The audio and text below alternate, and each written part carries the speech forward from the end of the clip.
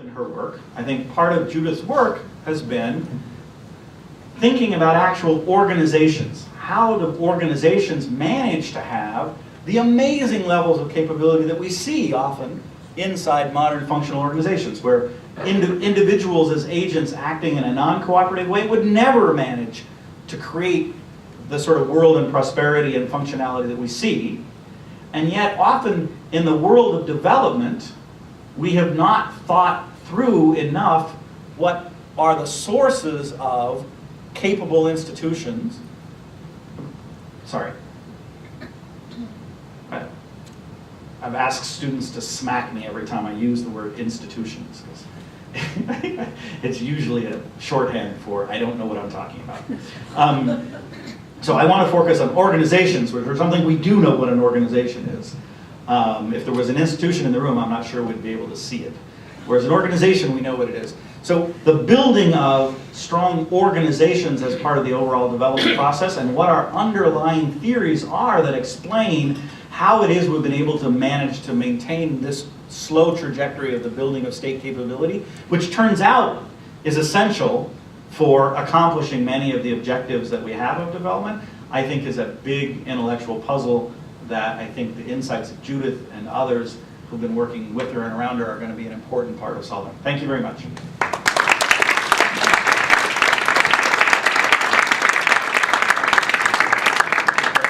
happy to take questions. I won't give answers, but I'll think about it. We are pressed for time, so we're going to take perhaps a couple questions, 2 questions, and give Lance a chance to respond, and then move on to the third panel of the day. So who wants to? I have my own questions, but I'm going to wait to see if anybody asks them first.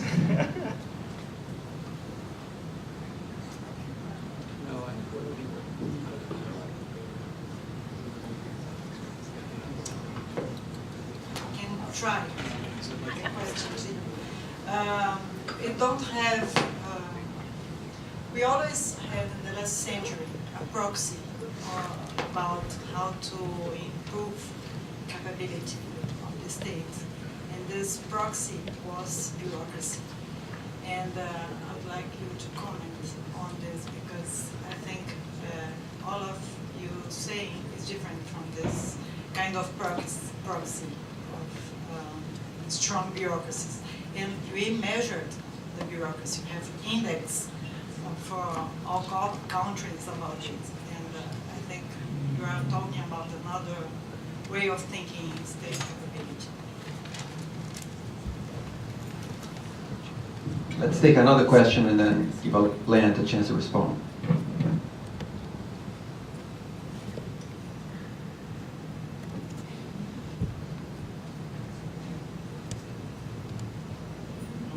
Right before when we were talking about the crisis, I remember an old story from Brazil, where the Seca hit the Northeast. All of these, institutions that didn't work and were terrible, really, responded. They were able to focus on results.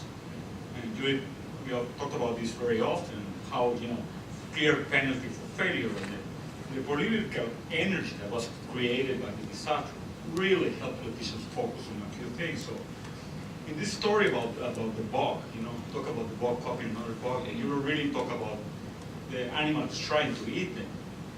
And it all seems to be endogenously, decided, whereas in fact, I think incentives and context and crisis matters. Will you explore a little bit more, about the performance and intentions of the animals trying to eat the bug?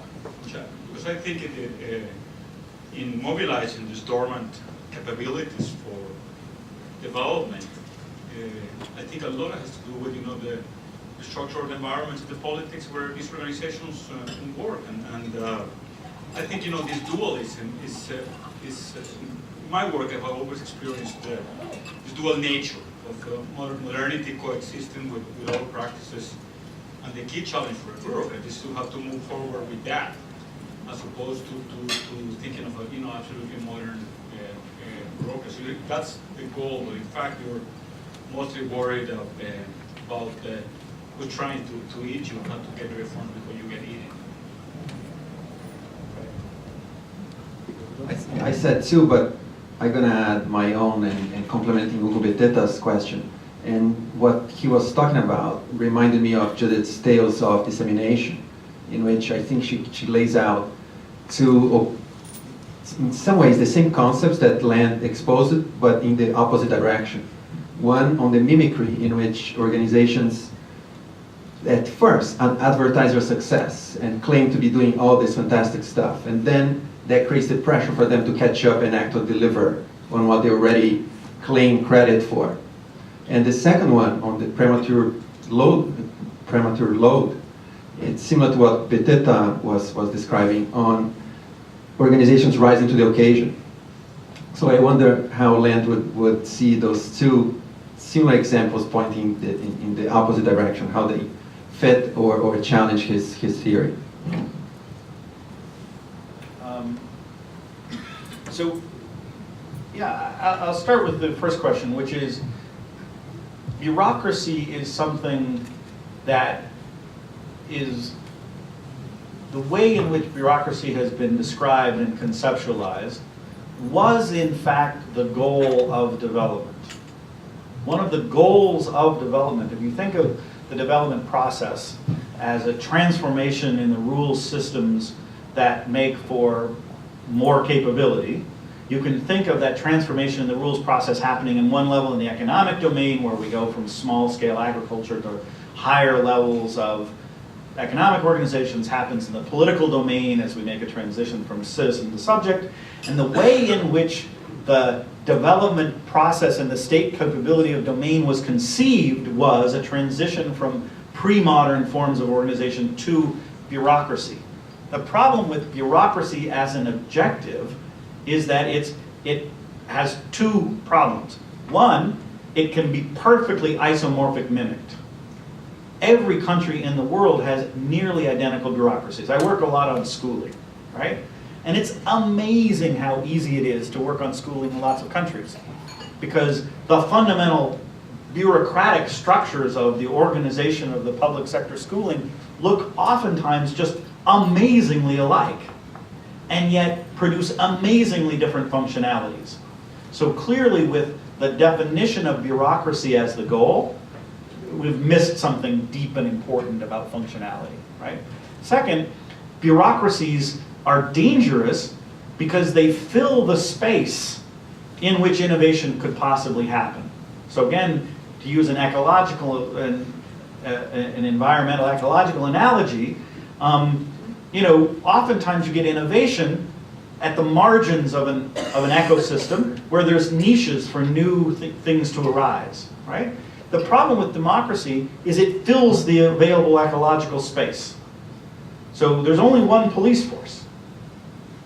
And if you have a different way of enforcing law and order, it gets pushed to the margins of the discussion of polices, and the police goal of achieving a bureaucracy can absorb all of the attention and all of the power without people saying, is there a different way of accomplishing the objective of maintaining law and order other than making our police act like a modern bureaucracy?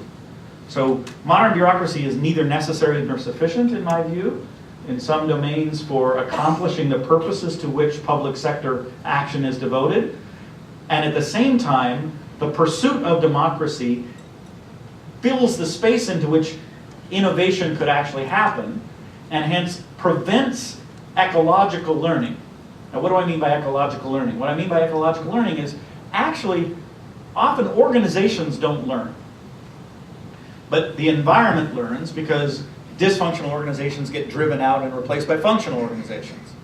So when we see systems getting more capable, it could be because the individual organizations in the system are getting more capable, but it could well be because bad organizations are getting driven out by good organizations. The problem is that when you take bureaucracy strengthening as your goal, you insist on filling the ecological space with dysfunctional organizations. Now, the way markets really work is not that firms learn a ton of stuff. It's not that economies become more productive because every firm in the economy becomes more productive. Exactly the opposite. Economies usually become, not exactly the opposite, but to a large extent in many industries the opposite, is most firms are born with kind of a firm level DNA of what they're capable of doing and don't progress a ton. and they get driven out by new firms that are born with new DNA. So ecological learning can often be very important. That was the answer to your question in a weird way. Second thing about crisis, and just coming back to that, what's oftentimes sort of, again, a technique of failure is precisely responding to delimited crises. So if you take the Indian police forces, right?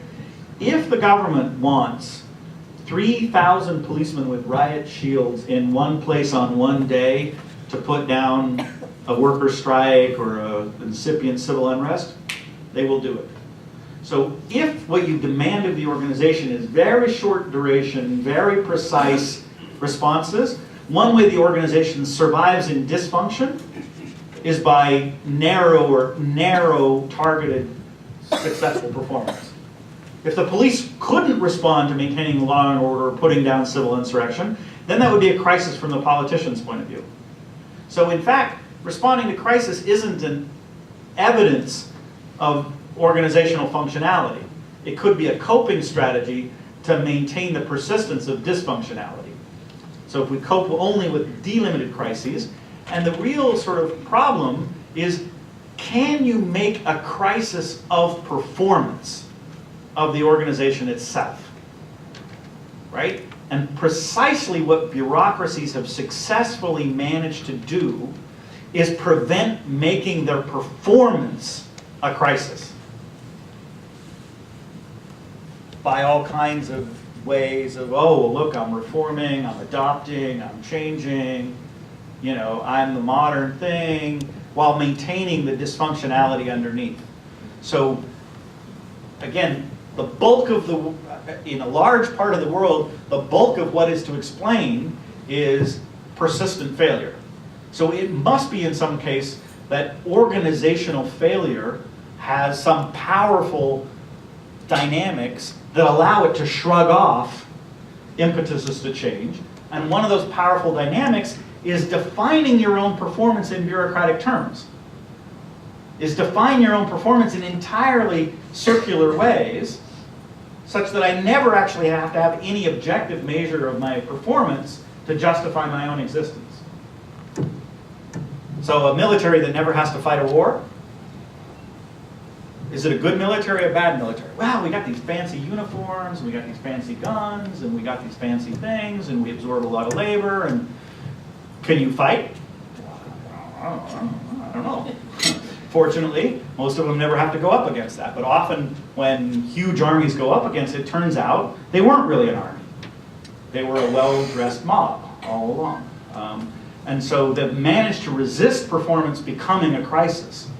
And that's a very difficult thing because the bureaucracy itself is very clever at changing the bureaucracy in ways that don't affect any of the either internal alignment or performance, part of better performance. So they managed to not allow there to be a crisis that would cause sufficient impetus for change. Thank you very much. Thank you.